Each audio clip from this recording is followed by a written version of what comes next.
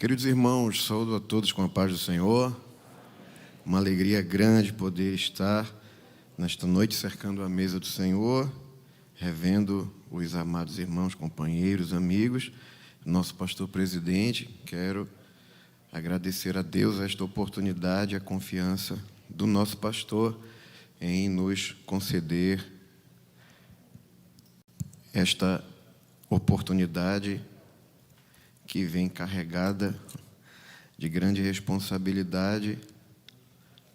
E eu ouvia dos meus pastores mais antigos que quando a gente está muito nervoso, a gente nunca vai logo para o texto bíblico, né? Vai estendendo assim a saudação, falando da satisfação da gente para dar tempo do subconsciente ir se adaptando. O sangue esquentar. Obrigado, pastor Luiz Mário.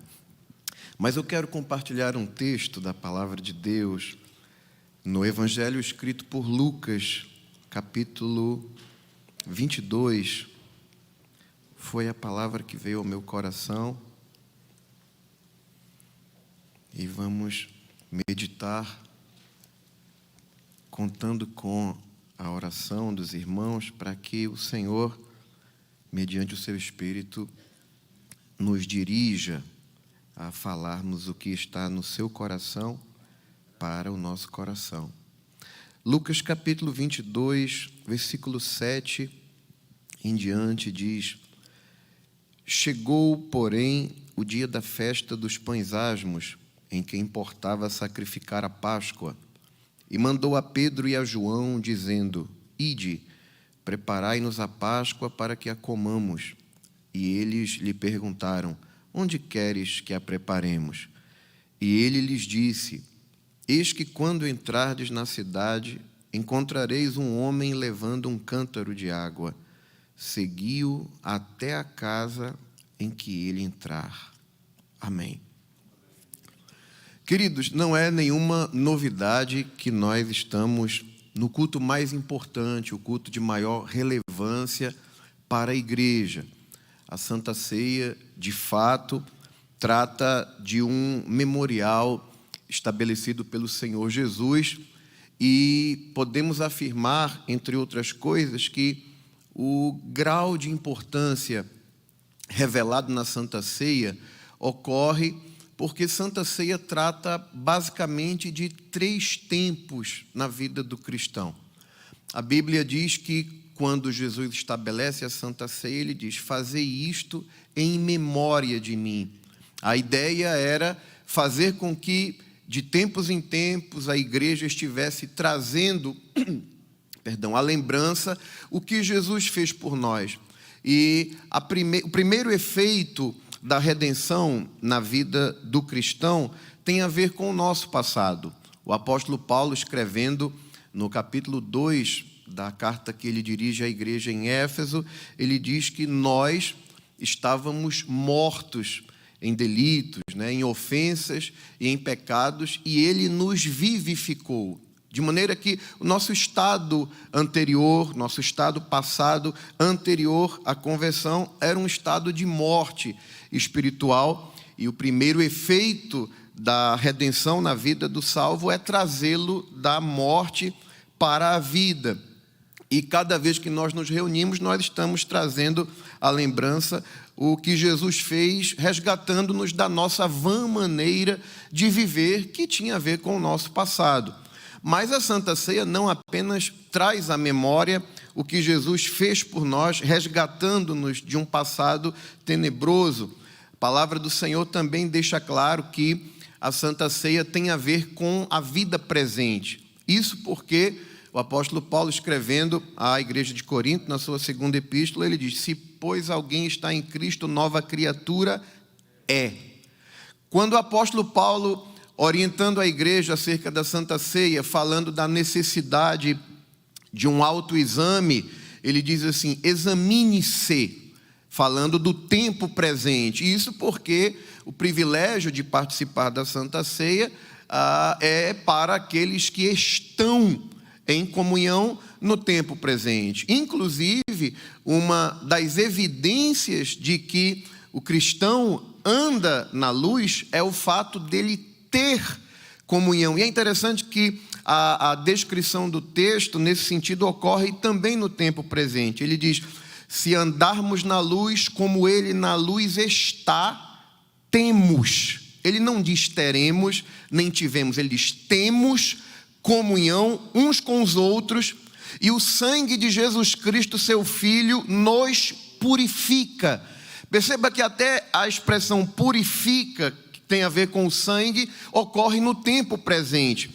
Isso porque o sangue de Jesus, ele atua no passado, apagando o passado, mas ele atua também no presente, de maneira que o que possibilita a purificação das falhas, dos equívocos do tempo presente, é o fato de nós termos comunhão. Uma vez que nós temos comunhão uns com os outros, evidenciando que andamos na luz, o sangue de Jesus está para nos purificar neste tempo presente e nos permitindo um autoexame presente, para que no tempo presente nós participemos deste ato sagrado estabelecido pelo Senhor. Mas a Santa Ceia não fala apenas de passado, não fala apenas do presente. A Santa Ceia também fala de uma esperança futura. A Bíblia diz que cada vez que celebramos a Santa Ceia, nós anunciamos a morte do Senhor até que Ele venha.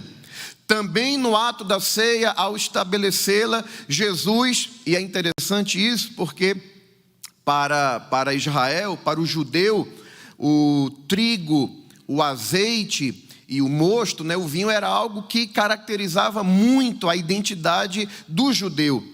Então, para Jesus, o fato de estar tomando do fruto da vide com os seus discípulos era algo prazeroso, era algo que ressaltava a identidade judaica. E é interessante, quando Jesus está tomando o cálice, compartilhando o cálice com os seus discípulos, ele faz uma promessa que tem a ver com a nossa esperança futura. Ele pega o cálice como quem diz: em verdade vos digo que eu não vou beber mais desse fruto da vide. Como quem está dizendo: isso é bom, é agradável participar desse momento, tomando, compartilhando esse cálice com vocês, mas eu vou prometer uma coisa: eu não vou mais tomar até aquele dia em que o beba de novo convosco no reino de meu Pai. Era uma promessa quando Jesus dizia: eu vou segurar um pouquinho até aquele momento em que nós estejamos todos juntos numa grande mesa, e aí eu vou tomar de novo ele novo convosco no reino do meu Pai. Eu acho interessante que cada vez que a gente toma o cálice, a gente recorda uma promessa que tem a ver com uma esperança futura, como que nós tivéssemos a oportunidade de dizer para nós mesmos: hoje eu estou tomando aqui um cálicezinho pequenininho, mas um dia eu vou sentar na mesa, vai estar lá Abraão, Isaac, Jacó, aleluia, eu vou tomar do fruto da vide, comeu Jesus no futuro. Eu tenho essa esperança, a igreja tem essa esperança, porque Santa Ceia fala disso. Eu me alegro pelo que Ele fez em relação ao meu passado, eu me alegro pela alegria do momento presente, do privilégio que nós temos, e eu me alegro pela esperança futura. Glória a Deus por este privilégio que nós temos nesta noite. Mas por que nós fizemos a leitura neste texto? Porque grandes acontecimentos, grandes realizações de Deus sempre envolvem um processo, sempre envolvem uma preparação. E na grande maioria das vezes nós atentamos mais para aquilo que Jesus estabeleceu, sem olharmos muito para o processo de preparação. Hoje nós estamos aqui, mais de 2000 anos depois, celebrando esta instituição do Senhor Jesus, mas para que a Santa Ceia ou a Páscoa com os seus discípulos pudesse ser realizada, foi necessária uma preparação. A Bíblia diz que os discípulos perguntaram ao mestre: onde queres que preparemos a Páscoa? E o Senhor Jesus orientou os discípulos a que eles fossem até a cidade. Quando entrarem na cidade, eles iriam encontrar um homem levando um cântaro de água. Isso não está aqui por acaso. Há um comentário abundante nos estudos, entre os estudiosos, de que um homem carregar um cântaro de água era uma tarefa incomum naqueles dias, visto que essa atividade era mais presente nas mulheres.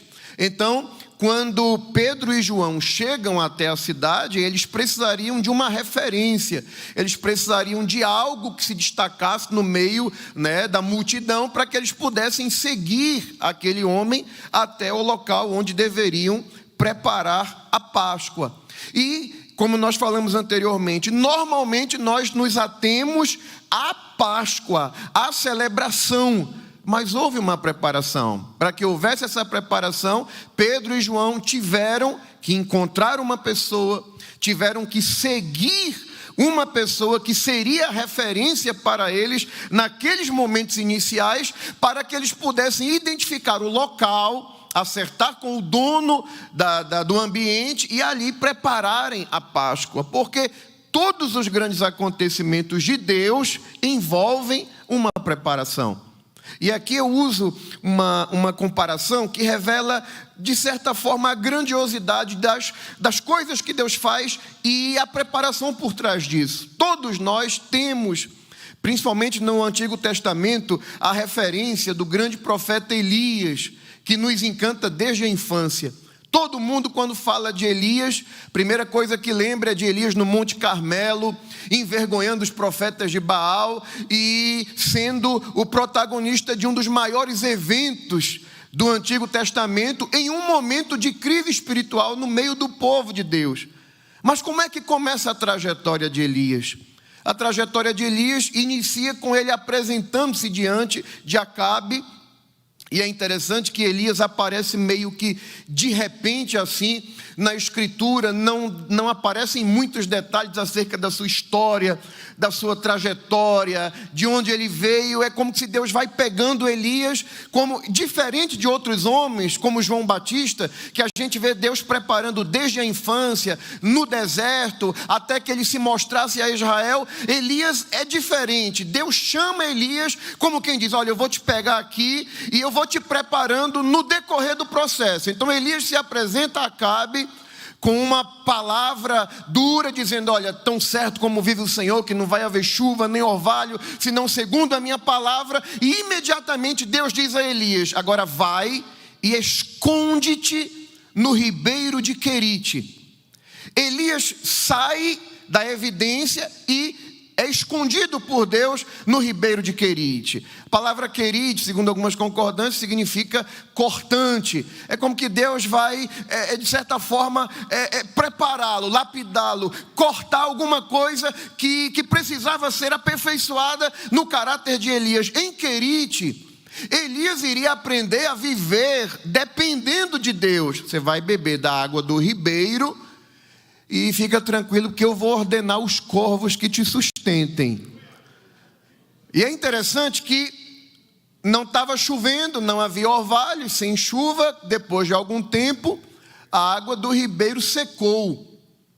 E sempre que eu tenho oportunidade de falar nesse texto, pastor, eu gosto de conjecturar, de imaginar. Na minha opinião, quando a água do ribeiro começou a secar, eu imagino que Elias deve ter pensado: sem água não dá para viver.